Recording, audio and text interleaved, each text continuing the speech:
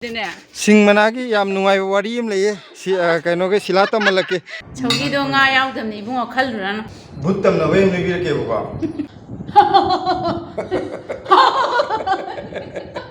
ai cha je hawai cha mandana hawai na ta ba to pe injang ju leye ma kaur ba gam tawre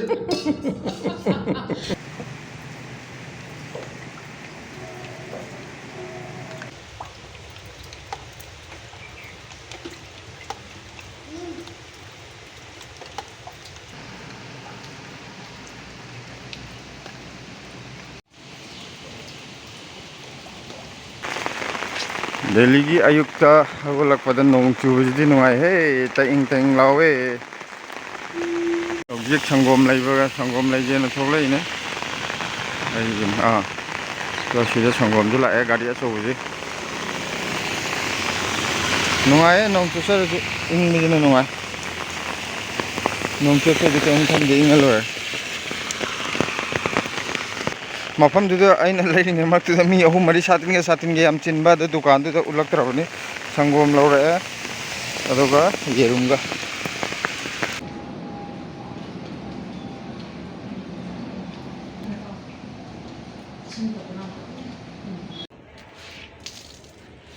Indin je bang lam phara madra adune am chaw bu yaw le me ma yawre ason matai gi kaino je sogri ma pa gi je hek to pam phamala ju pamu bu do kana rom na hairak tai ne comment da po se isana tha ja po jai je phara di hek ko pamu to slide na ga tha le yin ni ga na tha da ba mi na di khana ro ju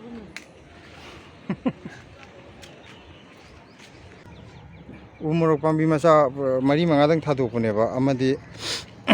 aina ngasai kano ye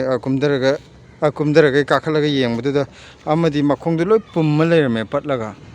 ada handak chi numi kano je nong nini je mathakta ju kakhattaba ai ju thaba khara chinmagi sa thok sin tor mathakta yengobdraba nong di tida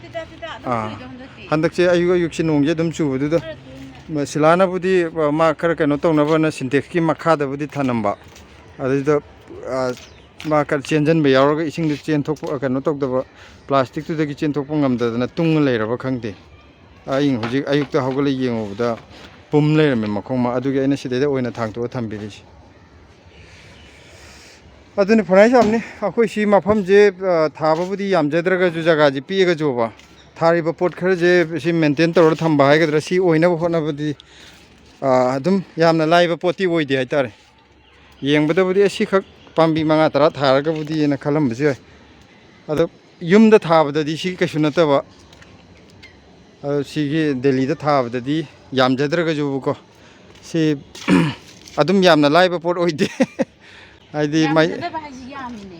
hoi hoi thamba ire na thamba ne teda yamjada ba ji akoina yumda kari da hingon jing ko du di yamde dana si garden da budi adum ya jarwa garden amada thabada budi yam ba pone ba mina di akhoi si yengbada pura lampak oina go uba ga su yauri heba pocha ji haidi yam chauna thaba man ba adu adumaina makti nate dana terrace garden ji de garden adu si kano to buni ne haidi sawa matam dana amu kano to bom si me am je hingna ba magi ai ngasa je akhoi gi a yum gadi am khena bani na adagi akhoi di kano ina thalakpa hadi sumaina yoma thalakpa sinaju ising tunjala laiba khotpadi adagi amu ising hoto ure joro chakrage ekta khuiba yam luiba sidai de ising gi maintain to buje haidi winter matam de ising kitang ete henjalaga na ising je loina ma kano to gi doine pum ma ka doine pambi je adai lebak ta makha da thab di lai ba haina si mathak ta thab je am lui maruina delhi gi temperature ji da ba magi temperature am te climatic condition hai tare na aduga kano da di amu kalen da na khogi plastic ka se kitang horu ya ponte kitang ho bade loina ma kano to ising je chat khidana ba het ising ga se chairamaga pungai pha de pura khuira leiram doine ngasi saugri kitang kano to gi na thonga cha je na saugri hi khogi sing ji ju leba khara hapchan bi de gi khangpha phagalak dong tor ai sing je ꯌꯥꯝꯅ ꯀꯩꯅꯣꯒꯤ ꯅꯠꯇꯅ ꯃꯅꯥ ꯀꯔꯤ ꯀꯔꯥ ꯅꯣꯡ ꯐꯥꯗꯣꯛ ꯍꯥꯞꯅꯤꯡꯉꯛꯄ ꯈꯣꯠꯄ ꯌꯥꯎꯋꯤꯗꯅꯀꯣ ꯃꯥꯒꯤ ꯃꯔꯨꯗꯨ ꯈꯛ ꯅꯠꯇꯅ ꯃꯅꯥꯒꯤꯁꯨ ꯇꯣꯉꯥꯟꯕ ꯃꯍꯥꯎ ꯑꯃ ꯂꯩꯖꯩꯗꯅ ꯑꯗꯨꯒꯤ ꯑꯩꯅ ꯊꯥꯕꯅꯦ ꯄꯥꯝꯕꯤ ꯑꯅꯤ ꯊꯥꯕꯗ ꯑꯃ ꯍꯧꯔꯝꯃꯒ ꯀꯩꯅꯣ ꯇꯧꯕꯗ ꯑꯩꯅ ꯃꯈꯣꯡ ꯌꯥꯜꯂꯨꯕꯗ ꯁꯤꯡꯗꯨꯒ ꯄꯥꯝꯕꯤꯗꯨꯒ ꯇꯣꯉꯥꯟ ꯇꯣꯉꯥꯟꯅ ꯇꯥꯈꯤꯕꯗꯒꯤ ꯄꯥꯝꯕꯤꯗꯨ ꯑꯗꯨꯝ ꯀꯩꯅꯣ ꯇꯧꯈ꯭ꯔꯦꯕ ꯈꯔ ꯂꯩꯔꯒ ꯑꯗꯨꯝ ꯀꯪꯈ꯭ꯔꯦꯕ ꯑꯩ ꯃꯥꯏ ꯎꯠꯂꯛꯀꯅꯣ ꯋꯥꯔꯤ ꯁꯨꯝ ꯁꯥꯔꯛꯀꯦꯕ ꯁꯤꯡ ꯃꯅꯥꯒꯤ ꯋꯥꯔꯤ ꯑꯃ ꯂꯩꯌꯦꯕꯀꯣ ꯑꯩꯅ ꯂꯨꯍꯣꯡꯕ ꯀꯨꯏꯗ꯭ꯔꯤꯉꯩꯗꯅꯦ ꯁꯤꯡ ꯃꯅꯥꯒꯤ ꯌꯥꯝ ꯅꯨꯡꯉꯥꯏꯕ ꯋꯥꯔꯤ ꯑꯃ ꯂꯩꯌꯦ ꯀꯩꯅꯣꯒꯤ ꯁꯤꯂꯥ ꯇꯝꯍꯜꯂꯛꯀꯦ ꯀꯔꯤ ꯋꯥꯔꯤꯅꯣꯗꯤ ꯂꯨꯍꯣꯡꯕ ꯀꯨꯏꯗ꯭ꯔꯤꯉꯩꯗ ꯅꯨꯃꯤꯠ 10ꯅꯤꯕꯨ ꯐꯥꯔꯝꯃꯔꯣꯏꯗ ꯁꯤꯡ ꯃꯅꯥ ꯑꯣꯏꯔꯝꯗꯣꯏꯅꯦ ꯑꯩꯈꯣꯏ ꯌꯨꯝꯗꯗꯤ ꯆꯥꯔꯛꯇꯦꯕꯀꯣ ꯏꯄꯥꯝꯗꯗꯤ ꯈꯪꯗꯕ ꯍꯥꯏꯇꯥꯔꯦꯅꯦ ꯈꯪꯗꯕꯩꯅꯦ ꯑꯗꯨꯗ ꯃꯅꯥꯁꯦ ꯈꯔ ꯂꯩꯔꯝꯕꯁꯤꯗ ꯑꯩꯅ ꯁꯤ ꯋꯥꯅꯥꯁꯦ ꯍꯨꯟꯗꯣꯛꯈ꯭ꯔꯒꯦ ꯁꯤ ꯀꯩꯗꯧꯗꯣꯏꯅꯣ ꯑꯗ ꯃꯃꯥ ꯌꯥꯏꯅ ꯁꯤ ꯋꯥꯅꯥꯅꯤ ꯏꯕꯦꯝ ꯋꯥꯅꯥ ꯅꯠꯇꯦ ꯑꯗꯣ ꯁꯤꯡ ꯃꯅꯥꯅꯤ ꯍꯤꯟꯖꯥꯡꯗ ꯀꯥꯡꯁꯣꯏꯗ ꯊꯥꯎ ꯍꯥꯎꯕꯅꯦ ꯍꯥꯏꯔꯛꯄ ꯁꯤꯡ ꯃꯅꯥꯗꯨꯒ ꯋꯥ ꯃꯅꯥꯒꯁꯨ ꯍꯥꯏꯐꯦꯠ ꯃꯥꯟꯅꯕꯗꯨꯗ ꯃꯥꯗꯤ ꯁꯤꯡꯗꯣ ꯍꯥꯟꯅ ꯆꯥꯔꯛꯇꯕꯅꯤꯅ ꯈꯪꯗ꯭ꯔꯕ ꯑꯗꯨꯗ ꯑꯩꯈꯣꯏ ꯑꯍꯟꯅ ꯁꯨꯝ ꯀꯔꯤ ꯀꯔꯥ ꯏꯟꯖꯥꯡꯗꯒ ꯍꯥꯏꯐꯦꯠ ꯈꯔ ꯊꯥꯛꯅꯕ ꯊꯝꯕꯗꯨꯗ ꯃꯅꯥꯗꯣ ꯃꯥꯅ ꯋꯥꯅꯥꯁꯤꯕꯨ ꯀꯩꯗꯧꯗꯣꯏꯅꯣ ꯂꯪꯊꯣꯛꯈ꯭ꯔꯣ ꯍꯥꯏ ꯑꯩꯈꯣꯏ ꯏꯇꯩꯃ ꯌꯥꯏꯃꯅ ꯃꯉꯣꯟꯗ ꯀꯔꯦꯝꯅꯔꯛꯏꯕ ꯁꯤꯡ ꯃꯅꯥꯁꯤꯗ ꯋꯥ ꯃꯅꯥꯅꯦ ꯍꯩꯖꯤꯜꯂꯦꯕ ꯁꯤ ꯅꯨꯄꯤꯁꯦ ꯃꯥꯏ ꯑꯦꯛꯇꯤꯡꯗꯨꯁꯨꯅꯦ ꯑꯩꯅ ꯌꯥꯝ ꯅꯣꯛꯅꯤꯡꯉꯤꯁꯦ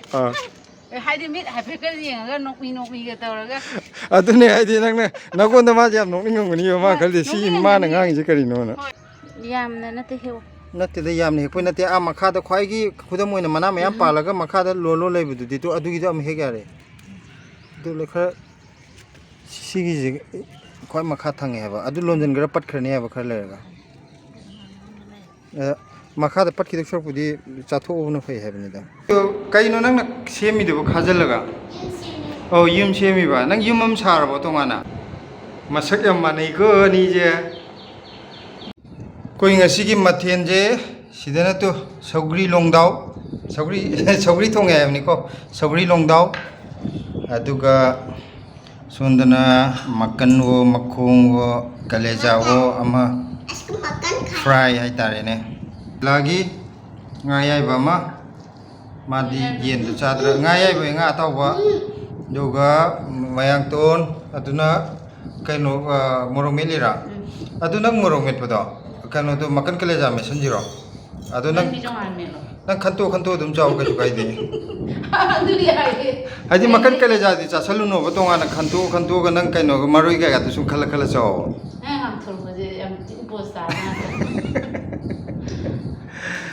ꯁꯤꯗꯅ ꯀꯩꯅꯣ ꯁꯤꯂꯥ ꯅꯪ ꯀꯩꯅꯣ ꯆꯥꯛ ꯂꯣꯏ ꯆꯥꯊꯣꯛꯈ꯭ꯔꯕꯣ ꯉꯁꯥꯏ ꯐꯅꯌꯥꯝ ꯍꯥꯞꯄꯧꯕꯗ ꯆꯥꯛꯈꯣꯝ ꯑꯃꯐꯥꯎ ꯆꯥꯗ꯭ꯔꯤ ꯍꯦꯟꯖꯜꯂꯦ ꯃꯥꯗꯣ ꯊꯕꯤ ꯑꯃꯗꯤ ꯂꯣꯏ ꯁꯧꯒꯤꯗꯣ ꯉꯥ ꯌꯥꯎꯗꯕꯅꯤ ꯏꯕꯨꯡꯉꯣ ꯈꯜꯂꯨꯔꯅꯨ ꯈꯟꯕ ꯅꯠꯇꯤꯌꯦ ꯃꯥꯏ ꯃꯅꯥ ꯄꯛꯑ ꯂꯩꯕꯁꯦ ꯃꯅꯥꯁꯦ ꯂꯧꯊꯒꯦ ꯇꯧꯕ ꯃꯈꯥ ꯉꯥꯔꯤ ꯈꯛꯇꯅꯦ ꯍꯥꯞꯄꯤꯁꯦ ꯉꯥꯔꯤꯗꯨꯗꯤ ꯂꯣꯏ ꯁꯧꯒ꯭ꯔꯤꯗꯗꯤ ꯉꯥ ꯌꯥꯎꯗ꯭ꯔꯁꯨ ꯉꯥꯔꯤꯕꯨ ꯍꯥꯞꯄꯗꯤ ꯌꯥꯔꯦ ꯀꯩꯅꯣ ꯑꯗꯨꯒ ꯁꯧꯒ꯭ꯔꯤꯗ ꯍꯣꯏ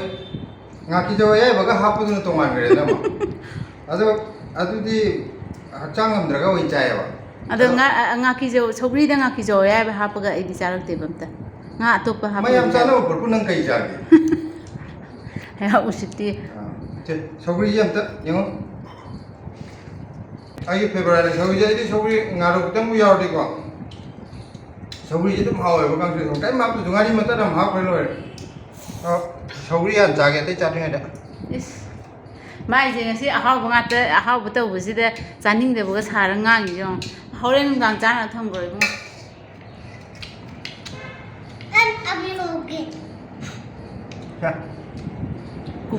ꯀꯂꯦꯖꯥꯁꯦ ꯀꯌꯥꯕꯨꯗꯤ ꯄꯥꯝꯗꯦꯕꯀꯣ ꯃꯈꯟꯗꯤ ꯌꯥꯝ ꯄꯥꯝꯃꯦ ꯑꯗꯣ ꯀꯂꯦꯖꯥꯗꯤ ꯀꯌꯥ ꯄꯥꯝꯗꯦ ꯄꯥꯝꯗꯁꯨ ꯄꯥꯝꯗꯦ ꯍꯤꯗꯥꯛꯅꯤ ꯈꯜꯂ ꯆꯥꯔꯒꯦ ꯃꯈꯟꯗꯤ ꯑꯩ ꯌꯥꯝ ꯄꯥꯝꯃꯦ ꯃꯈꯟꯗꯤ ꯍꯥꯎꯋꯦ ꯀꯂꯦꯖꯥꯁꯦ ꯑꯩ ꯃꯅꯝꯁꯦ ꯀꯌꯥ ꯍꯩꯅꯗꯦꯕꯀꯣ ꯑꯗꯨꯗꯤ ꯑꯗꯨꯝ ꯆꯥꯔꯦ ꯈꯔ ꯑꯗꯨꯝ ꯃꯤ ꯂꯥꯏꯍꯤꯡ ꯃꯅꯝ ꯅꯝꯃꯤ ꯀꯥꯏ ꯍꯥꯏꯅꯩ ꯃꯥ ꯃꯅꯝꯁꯦ ꯍꯩꯅꯗꯦꯕ ꯃꯈꯟ ꯑꯃꯨꯛ ꯌꯥꯝ ꯄꯥꯝꯕ ꯍꯧꯖꯤꯛ ꯆꯥꯕ ꯂꯣꯏꯁꯤꯜꯂꯛꯑꯦ ꯕ꯭ꯂꯦꯁꯤꯒꯤ ꯃꯄꯥ ꯃꯔꯨ ꯌꯥꯝ ꯀꯟꯅ ꯆꯨꯞꯄꯤ ꯋꯥꯔꯤ ꯑꯃ ꯂꯤꯕꯤꯔꯧꯔꯥ ꯂꯤꯔꯣ ꯀꯩꯅꯣꯒꯤꯅꯦ ꯚꯨꯠ ꯇꯝꯅꯕꯩ ꯑꯃ ꯂꯤꯕꯤꯔꯛꯀꯦꯕꯀꯣ ꯑꯩꯅ ꯅꯍꯥꯟꯋꯥꯏ ꯀ꯭ꯂꯥꯁ ꯀꯌꯥꯅꯣ ꯑꯗꯨ ꯃꯇꯝꯗ ꯑꯩ ꯀꯥꯕꯗꯀꯣ ꯑꯩ ꯀ꯭ꯂꯥꯁ 11 ꯀꯥꯕꯗꯔꯣ ꯀ꯭ꯂꯥꯁ 9 ꯀꯥꯕꯗꯔꯣ ꯀꯥꯎꯔꯦ 9 ꯅꯠꯇ꯭ꯔꯒ 11 ꯑꯩ ꯒ꯭ꯌꯥꯟ ꯇꯥꯗ꯭ꯔꯦ ꯃꯗꯨ ꯀꯩꯅꯣꯗꯣ 11 ꯅꯠꯇꯦꯍꯦ ꯀ꯭ꯂꯥꯁ 9 ꯀꯥꯕ ꯃꯇꯝꯗꯨꯗ 11 ꯀꯥꯕꯗꯤ ꯑꯩ ꯌꯨꯝꯗ ꯂꯩꯇꯦꯗꯅ ꯑꯩꯅ ꯀ꯭ꯂꯥꯁ 9 ꯀꯥꯕꯗꯨꯗ ꯑꯩꯈꯣꯏ ꯃꯌꯥꯡꯂꯝꯒꯤ ꯏꯌꯥꯝꯕ ꯑꯃ ꯂꯩꯌꯦꯕꯀꯣ ꯃꯌꯥꯝ ꯌꯥꯝ ꯐꯩꯌꯦ ꯃꯥꯅ ꯄꯨꯔꯥ ꯍꯦꯛ ꯄꯣꯛꯃꯤꯟꯅꯕ ꯃꯅꯥꯎ ꯅꯨꯄꯥꯗꯧꯅ ꯂꯨꯅ ꯇꯧꯕꯤꯕ ꯑꯩꯗ ꯀꯩꯅꯣ ꯇꯧꯒꯦ ꯂꯥꯛꯑꯣ ꯑꯩꯈꯣꯏ ꯌꯨꯝꯗ ꯂꯥꯛꯑꯣ ꯈꯔ ꯈꯔ ꯅꯨꯡꯗꯥꯡ ꯋꯥꯏꯔꯝꯗ ꯑꯩ ꯂꯥꯏꯔꯤꯛ ꯈꯔ ꯇꯥꯛꯄꯤꯒꯦꯅ ꯍꯥꯏꯕ ꯃꯥꯅ ꯑꯗ ꯑꯩꯅ ꯍꯣꯏ ꯂꯥꯛꯀꯦ ꯗꯗꯥ ꯃꯥꯒꯤꯗ ꯅꯨꯡꯗꯥꯡ ꯋꯥꯏꯔꯝ ꯈꯨꯗꯤꯡꯒꯤ ꯂꯥꯏꯔꯤꯛ ꯇꯧꯕ ꯑꯗꯨꯝ ꯆꯠꯂꯦꯕꯀோ ꯑꯗꯨꯝ ꯂꯥꯏꯔꯤꯛ ꯇꯥꯛꯍꯟꯕ ꯑꯗꯨꯝ ꯆꯠꯄ ꯗꯗꯥꯅ ꯂꯥꯏꯔꯤꯛ ꯑꯗꯨꯝ ꯇꯥꯛꯄꯤꯕ ꯍꯧꯖꯤꯛꯀꯤꯅ ꯃꯌꯥꯡꯁꯤꯡꯅꯦ ꯑꯩꯈꯣꯏꯒꯤꯅ ꯄꯨꯡꯂꯧ ꯁꯤꯐꯥꯏ ꯃꯔꯛꯁꯤꯗ ꯂꯝꯍꯥꯡ ꯆꯥꯎꯅ ꯀꯩꯅꯣ ꯇꯧꯔꯒ ꯍꯥꯏꯗꯤ ꯌꯨꯝ ꯇꯥꯗꯕ ꯖꯒꯥ ꯃꯌꯥꯝ ꯂꯩꯌꯦꯕꯀꯣ ꯎ ꯋꯥꯒ ꯍꯧꯔꯒ ꯃꯇꯝ ꯈꯔ ꯃꯃꯥꯡꯗ ꯑꯩꯈꯣꯏꯒꯤ ꯃꯇꯝꯗ ꯏꯔꯥꯡꯒ ꯌꯥꯝ ꯀꯜꯂꯤꯉꯩ ꯃꯇꯝꯗ ꯃꯣꯏ ꯁꯤꯐꯥꯏꯅ ꯅꯍꯥꯔꯣꯜ ꯑꯃ ꯀꯃꯥꯟꯗꯣꯅ ꯅꯍꯥꯔꯣꯜ ꯑꯃ ꯀꯥꯞꯄ ꯍꯥꯠꯈꯤꯕ ꯁꯣꯔꯣꯛꯀꯤ ꯃꯄꯥꯟꯗꯨꯗ ꯑꯗ ꯀꯩꯅꯣ ꯇꯧꯒꯦꯕꯨ ꯑꯗꯨꯗꯒꯤ ꯑꯗꯨ ꯁꯤꯈ꯭ꯔꯕ ꯃꯇꯨꯡꯗ ꯀꯩꯗꯧꯒꯦꯗ ꯃꯌꯥꯝꯁꯦ ꯇꯨꯔꯦꯟ ꯃꯄꯥꯟꯅꯦꯕ ꯁꯣꯔꯣꯛ ꯃꯄꯥꯟꯗꯨꯗ ꯑꯗꯒꯤ ꯌꯨꯝꯒ ꯇꯥꯗ꯭ꯔꯦ ꯎ ꯋꯥꯒ ꯍꯧꯔꯦ ꯃꯌꯥꯝꯁꯦ ꯈꯔ ꯀꯤꯅꯩꯌꯦꯕ ꯃꯐꯝꯗꯣ ꯃꯌꯥꯝꯅ ꯆꯠꯄ ꯀꯤꯅꯕ ꯃꯇꯝꯗ ꯑꯩꯈꯣꯏ ꯕꯕꯥ ꯍꯣꯏꯅꯒ ꯍꯥꯏ ꯍꯧꯖꯤꯛ ꯂꯥꯡꯖꯤꯡꯂꯣꯝ ꯁꯨꯝ ꯆꯠꯂꯨꯔꯒ ꯅꯨꯡꯗꯥꯡ ꯍꯜꯂꯛꯄꯗ ꯑꯗꯨꯋꯥꯏ ꯃꯄꯥꯗ ꯃꯌꯥꯝ ꯈꯔ ꯍꯥꯏꯅꯩꯗ ꯆꯨꯝꯕꯖꯥꯠꯅꯤ ꯆꯣꯛ ꯆꯥꯛ ꯈꯔ ꯍꯥꯏꯔꯛꯏ ꯃꯈꯣꯟ ꯇꯥꯏ ꯀꯥꯏꯅ ꯇꯨꯔꯦꯟ ꯃꯄꯥꯟꯗꯣ ꯀꯥꯏꯅ ꯁꯨꯝ ꯄꯉꯥꯡꯗ ꯉꯥꯡꯅꯕꯗꯣ ꯑꯗꯩ ꯌꯨꯝꯒꯤ ꯑꯍꯟꯅꯒ ꯑꯗꯨ ꯈꯔ ꯇꯝꯅꯕꯗ ꯆꯨꯝꯕ ꯃꯥꯜꯂꯤ ꯃꯈꯣꯟ ꯈꯔ ꯇꯥꯏ ꯀꯥꯏꯅ ꯁꯨم ꯍꯥꯏꯕꯗꯨꯗ ꯃꯌꯥꯝꯁꯦ ꯈꯔ ꯑꯗꯨꯝ ꯍꯥꯏꯗꯤ ꯑꯌꯨꯛꯇꯨꯗ ꯀꯔꯤꯝ ꯈꯟꯅꯗ꯭ꯔꯒꯁꯨ ꯅꯨꯡꯗꯥꯡꯗ ꯃꯤ ꯒ꯭ꯔꯨꯞ ꯑꯣꯏꯅ ꯆꯠꯈ꯭ꯔꯦ ꯑꯃꯃꯝꯒ ꯆꯠꯄꯁꯤꯗꯤ ꯈꯔ ꯅꯥꯏꯇꯣꯝꯒ ꯆꯠꯄꯁꯤ ꯈꯔ ꯍꯪꯒꯣꯏꯅꯩꯌꯦꯕ ꯖꯒꯥꯗꯨꯗ ꯑꯗꯨꯃꯥꯏꯅ ꯍꯥꯏꯅꯕꯒꯤ ꯀꯤꯅꯕꯒꯤ ꯑꯗꯨꯒ ꯀꯩꯅꯣ ꯇꯧꯕꯁꯦ ꯑꯩꯅ ꯅꯨꯡꯗꯥꯡ ꯋꯥꯏꯔꯝ ꯂꯥꯏꯔꯤꯛ ꯇꯥꯛꯑꯝꯕꯁꯦ ꯍꯜꯂꯛꯄꯗ ꯑꯗꯨꯝ ꯅꯨꯡꯗꯥꯡ ꯑꯣꯏꯔꯒꯅ ꯍꯜꯂꯛꯀꯗꯣꯏ ꯅꯨꯡꯗꯥꯡ ꯋꯥꯏꯔꯝ ꯆꯠꯂꯒ ꯃꯝꯃꯒ ꯑꯗꯨꯝ ꯍꯜꯂꯛꯄ ꯑꯗ ꯑꯩꯁꯦꯈꯔ ꯑꯗꯨꯃꯥꯏꯅ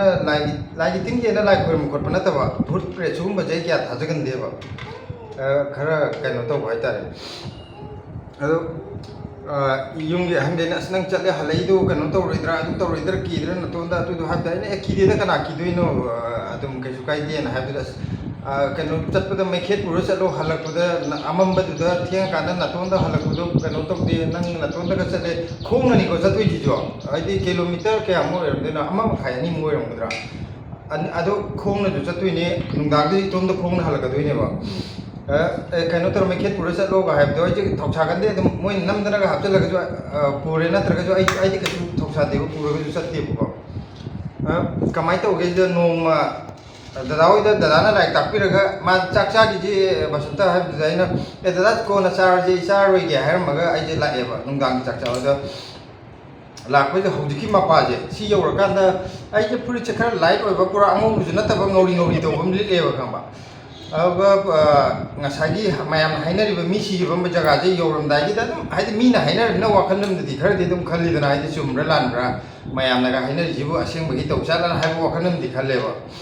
अदाइजो अदुमाइना अदुम खलगा अदुम प्रो हाइदि चटपजे खरजु तपनजु चटकंदेबा अदुम चाउ चाउ खोंगे वा ला कनोना लाउ लाउ थांगा अदुम थुनु चटपदो अदु चटपा अदुम मपाय सुम चलिङैदा याम कायना हाइदि थावन भव मतम जो ओइदेबा मांग खरतंग थापतो खरदि केम उदबिदो याम नक्सला कान खरा उरगा अदे माइ तोरङैदु हुजु मपादु हेत तोरपगा कइ दो कोद्रोक कोद्रोक कोद्रोक मखोरम तारपिनेबा आइना हस्य हाइजु हाइदि मयाम हाइनैदि चुमजाने आइ नागे लेते लेते मोइदा मरे येलिजिदि खरदि लैबु जाने गाय आइजु तोना खल्लेबा दाइना एस मोइजे चुम माने युमदा मैखेत के खेलो हाइबु मैखेत खेसिरने कैदौजिगे गाय आइजु हाक्ति खंजानेबा आइना हेरा येंगागे करिनो कनो तरगा थो थोबने खलगा आइजे तुम चटपदि लेप्तेबा वाखन पंखन खनबे वानेबा अदे जगादि कोरो कोरो कोरो मखोन सुम ताबजे सुम हौबो हेंजलेबा मखोने अइना हाइस माइ मखोदे हौरे इदा ने खले खोंगे तुम थुना चटपा अब थुना सुम चसला कैदौगेबो ngसाइदे याम गाना उरमदबदो ममी ममी कनो तौरगा मी अमा मांगदा स्कूटर अम इल्ले चटलमेबा मादी स्कूटर याद्रब जानि हुजिक जगादुदा माजु खर कनो तौरगा हुजु हाइदि मी लोय हाइना बाइजा अखोय खंगनते अदाइदे लोय हाइनाबनिना माजु जगादुदा खर की न चटप ओइरमदोइनेबा आइदि खंगदबदो अदा मा स्कूटर कोदक कोदक तर इल्ले चटलैरमबजा आई वांगांग तुमिना जर चखल बजे माना गाड़ी इला चटपनी आइना खर थुजल पाइतारे अदा मादी कीबगी माजु कोई कोई येंगागा इला चटबो ओबजाने अदा माना आई फुरतु ngौरी ngौरी तौरे अमुक मकोंदा नक्सलक बदुदा माजी कीबोई लापो कदर कदर हाइदे कइनोदो मागी किक तु कावरगा माती एम थौरम चखरेबो अब गाड़ी तो याद्रमनिना अब मीटर 10 कुन थौरगा मु हेड मुटपा अदे कदर कदर मु कावरम थौगिबा अदगी माना लेपे याद्रे ना मु इल्लगा मु गपददा आइना इतोना लापनिना मु आइना मु थुजलकबा अदो आइदि मा कइनो तौरिनि को बदे केम खन अदु केम खंगदे बाइदे दि चपन तो बचतबा अब माज अमसु मु हे कावरगा मु माती मु हे थौरगा अमासु चतलेबा माजे आइना कइनो माजे गाड़ी जे यादबजिदा मचे मचे थौर चत मानी इनबा वावगी ना खनबा आइना अदोदा अब कइनो तौरे लास्ट अखोई लेखाई यौरेबो अखोई लेखाई यौरपदुदा अखोई लेखाई युममदा माजे थौजल चखरेबा गाड़ी थौजल चंगरेबा अखोई लेखाई मीदि नतेबा मास कइनोदा मा चंगीबा इमुंगदुगी मीदि नतेबा माजे थौजल चंगरे अदुगा आइजे दम प्रॉपर लाए अदा आइना खले माजे इथो वारम मनीदा गाड़ी जे अमु यादे अमु अंगंग मती अमु थौई अमु यादे इथो वारम मनीदा खलगा आइजी लाए युम यौरकांदा अखोई बाबागा इमागा सुम फमबदा आइना वारी तौबा ngasi kano na misi gi mafam do mayamna tamnai tamnai habdo adu ma payo kan kodok kodok to kududa ai aseng bai tamnar waining re jo aduga last di nupa ma samai samai to we na wari do aina loi dam ba ba ma adai di akoi baba na ngon chei hey angau ba kai nang kano to idu ito gyan ta di da na chei re ba aina kai do ge na habdu da nupa tuna adu wana gari ki amukau amuka no tau chali do atai na te na won da ki bai ni adu nang bo chat pada aham aha ga kai hai da adu gi chu tu mina dum chala di mina nupa tuna ke am ki rami na gonda nang kitang aham aha hai di ma ki pa da no ni lak ni na ju ai na aina ai ju khang de ma ai bo hai de ai sum yok chal tringai da ne ba ma na ai khare yok chal ka do re hai ba heta thau gi ba ada ai di khang dam na ai adum ai chapam to ko chat ne ba ada to bu de ai ju aham aha ga kai hai de ba hai de ma adumai kiri ne de ai ju khallu da ai ta ada du wari ni da baba na la ai ngon do ina ngang bai ji mi wa wen ta bai wari si wari ma te sini da nuai ba nuai ta ba khang de na smai thoki sum ni ning ba gi li kari tawri no du ba hawai kai no hawai bo kai dei no hawai thongi ra hawai thonge ai cha je hawai chaman da na hawai na ta ba to pa injang ju lai ye ji ma kaur ba gam tawri hawai da hai gare amma jar jo hawai amma jar jo hawai khare yam pijero ba kari hawai ke de ba ai hawai pe le hawai nuti gi sa ba da dum jara mane ai haji hawai thong ta de jam man ai hawai pe no protein janing dre jan yerum ji dum janing yerum gi protein di yam de hawai ni le yam ai hawai matam ra le pu jirang de hawai ji khi gi do man de nang wari ji yam thi emotional hoye Mama padana mo. se mama gi saksin nam moy